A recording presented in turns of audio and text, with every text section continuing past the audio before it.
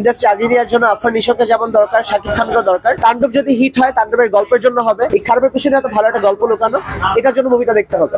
So চরিত্রের প্রয়োজনে বরবাদে যেটা দরকার ছিল দিয়েছেন, তাণ্ডবে যেটা দরকার সেটা দিয়েছেন। মেথড আর্টিস্ট বুঝেন বা ক্যারেক্টার আর্টিস্ট দেখতেছেন তাদের জন্য তাণ্ডবে আসলে হিউমারাস একটা কম, যারা ডার্ক হিউমার বুঝবে তাণ্ডবে তারা হাসবে। এছাড়া তাণ্ডব খুব সিরিয়াস ধরনের একটা মুভি, আপনি অনেক এনজয় করবেন, চিল পাবেন। এখানে আসলে হিউমার খুঁজলে ওই ডায়লগটা পাওয়া যাবে না। বাট বরবাদের এই জিল্লু মালদে ওটা তাণ্ডব হয়ে গিয়েছে এই রায়হান রাফি সুন্দর একটা সিনেমাতে, ব্যাপারটা এরকম হয়ে গিয়েছে। অনলাইনে নেটিজেনদের মধ্যে শাকিব খান আর আফরান নিশোর মধ্যে একটা মারামারি দেখতে পাচ্ছি, যেটা একটা নষ্ট প্র্যাকটিস। আমাদের ইন্ডাস্ট্রিতে দুজনের জায়গায় আছে, যদি এই জনের মারামারি নিয়ে আমরা আসলে পড়ে থাকি আমাদের ইন্ডাস্ট্রি আগাবে না। ইন্ডাস্ট্রি আগিয়ে নেওয়ার জন্য আফরান নিশোকে যেমন দরকার, শাকিব খানকে দরকার। সো তারা নিজেদের মধ্যে মারামারি করছে না, তাদের যারা ফ্যান্সরা আছে তারা বিভক্ত হয়ে মারামারি করছে। তাণ্ডব যদি হিট হয়, তাণ্ডবের গল্পের জন্য হবে।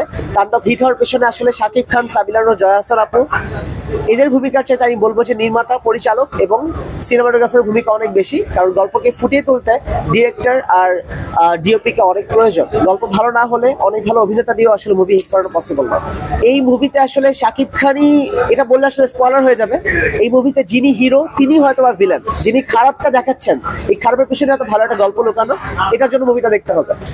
অ্যাজ এ ফার্স্ট কামার সাবিলা নূর ডিড ভেরি গ্রেট, তার অভিনয় পুরো নিখুঁত, অনেক ভালো লেগেছে।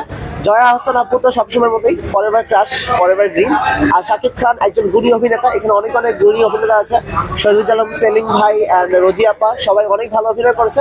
অভিনয় নিয়ে আশা করি কেউ কোনো খুঁত ধরতে পারবে না।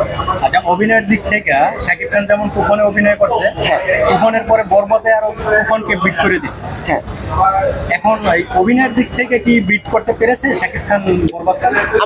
আমরা যারা আর্টিস্ট, আমাদের যেটা হয় যে ক্যারেক্টার প্লে করতে করতে একটা ক্যারেক্টার আমাদের মাথায় ঢুকে যায়। সো পরের সিনেমায় বা পরের কাজে আমরা ওই ক্যারেক্টারটা প্লে করতে চাই। বাট শাকিব খান যে পরিণত অভিনেতা, তার মধ্যে একটা মেথড আর্টিস্টের ভাব আছে, তিনি ক্যারেক্টারে ঢুকেন, চরিত্রে ডুব দিয়ে কাজ করেন।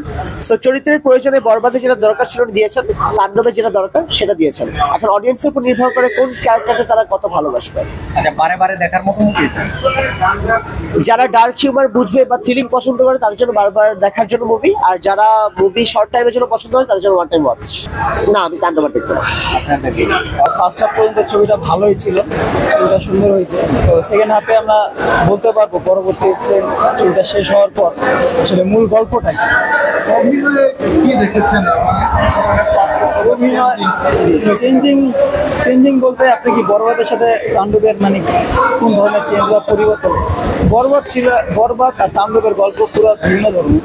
হ্যাঁ, বরবাদের গল্পটা ছিল হচ্ছে একটা মেয়ে নিয়ে, আর এইখানে গল্পটা হচ্ছে একটা সাধারণ ছেলে কিভাবে অসাধারণ হয়ে গেল, হ্যাঁ, তার জীবনটা কিভাবে বদলে গেল, হ্যাঁ, কিভাবে সে সাধারণ ছেলে থেকে একটা টেররিস্ট হয়ে গেল।